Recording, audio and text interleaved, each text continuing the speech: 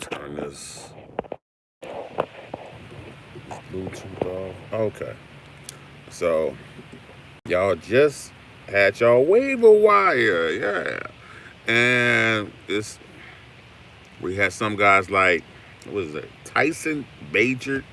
I don't know how to pronounce that last name. I done heard multiple ways. I just say Bajent. So I dropped a video about him, and I had someone left a lengthy comment. I mean, they left a lengthy comment like they knew the guy. And I was like, I don't know what you can say against what I said because I really, I didn't take a hard stance on him. I just said I wouldn't pick him up if it was a one quarterback league. He should definitely be rostered in any superflex league. I mean, period. But I was telling them like, as far as his upside, what it's 13 to 16 points. So I don't know why he was going hard in the paint for Tyson Bagent.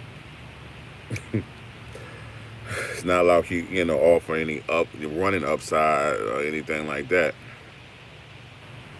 But yeah, I didn't drop a video on Zach Evans because I already had a video on Zach Evans pre-draft. So you'll just have to go find that. I talked about Zach Evans, and now as far as how I feel he's gonna do, just fine. Long as he get the carries, he's gonna do just fine. I don't know. The problem with Zach Evans has always been speculation on personality flaws. That's why he must have went undrafted. Personality flaws and questionable decision making skills. So, but as far as football talent, oh, he's fine. He's fine there. He'll be fine. I don't have no problem. Hey, the touches he get, he should be fine. Now, will he get in the doghouse like Cam Akers? Good chance. Good chance.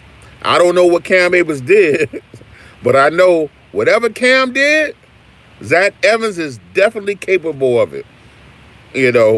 Whatever negative things that Cam Akers did, I guarantee you Zach Evans is capable of whatever the mess Cam Akers got into. I guarantee you.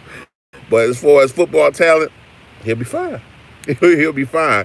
And I was mad because I got Zach Evans in some leagues, but I didn't go all out for him.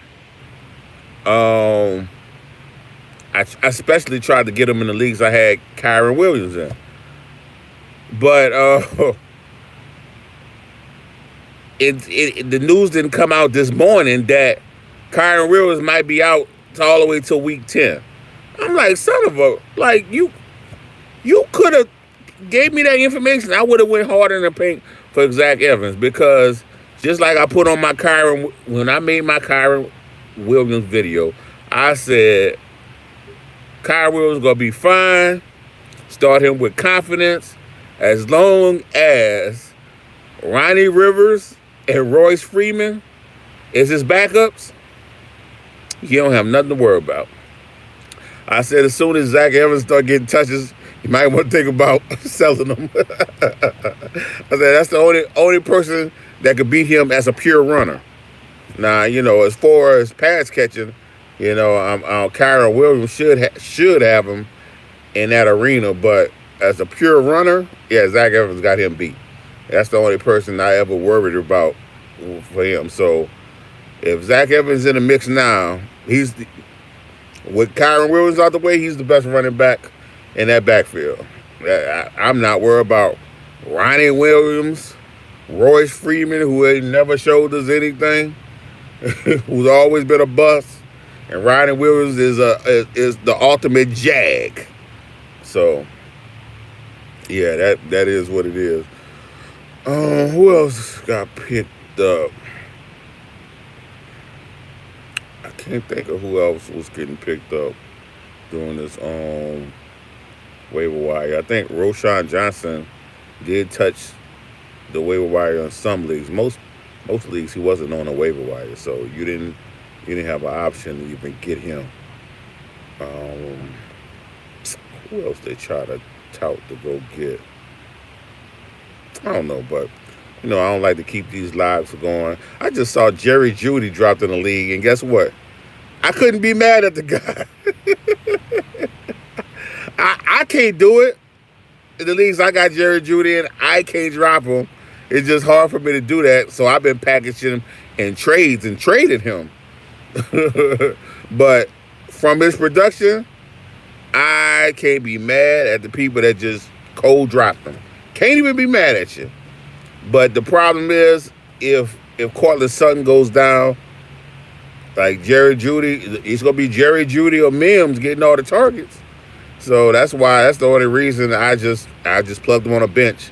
Most leagues I tried to get rid of him. I put him in a deal with one of these mid lower tier running backs and upgraded. I think the trade I made, some weeks ago, I put Jerry Judy and I think Madison or Herbert together and got Nico Collins. So that was a good upgrade for me. The leagues I still got Jerry Judy and nobody falling for that no more. Like they don't want no parts of Jerry Judy. Unfortunately, like I was trying to sell him off the name. I've been trying to get Mostert in leagues. Like I already knew he was about to kill it this past week, and I was putting out trades and getting Mostert where I could. If people wasn't trying to make you overpay, because at the end of the day, Mostert, injury prone is like I can't give you. He's older and injury prone. I'm like I can't give you much for Mostert. In Dynasty, I can't give you much. The most I can give you is a second, and and that's if you're a contending team, I'll give you a second because I want that nigga off your roster.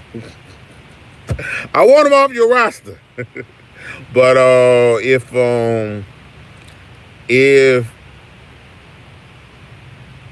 it for otherwise, if it wasn't someone contending, I'd be like, look, you take the second, give me a third back because like he really not worked. He worked a second, but he not because he really a landmine that could go off at any time. Other trades I've been trying. I was trying to get him in redraft too. It's harder to get a redraft. It's impossible really to get him in redraft because like it's too much points. It's a bunch of points, so they gonna want a lot for him, and you taking a risk. Impossible for you to make a trade with him in redraft. It's just hard unless you giving them a player with more so of a name that you don't believe in. Like maybe you can make the trade. Like maybe you could have made that trade for Javonte Williams a couple weeks ago, maybe, but I don't know. That's just a hard trade to make. I've been trying to get in redraft. I've been trying to get Justin Jefferson and A-Chain. I've been trying to make deals for teams that's struggling. Send them a couple players that I can take an L on and wait for those league winners to come back so I can be prime going into the playoffs. So that's the high level trades I've been trying to do. I was able to execute one, but man, it's some people. You run into some people that hey, they'll sink with the ship. They will sink with the ship. Rather than make a trade, and give you a shot at anything. Because if Jefferson giving you 0 for weeks, and you don't even know how many weeks it's gonna be.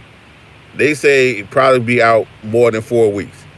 You don't know how many weeks. So I'm taking all this risk, but you want me to give you as much as if he was playing. Make it make sense. You just want a slight discount like he's still playing. Make it make sense. Make it make sense to me. So, and if you're able to make it happen, make it happen. If not, hey, you can't trip. You only can give what you able to lose because it is still a risk.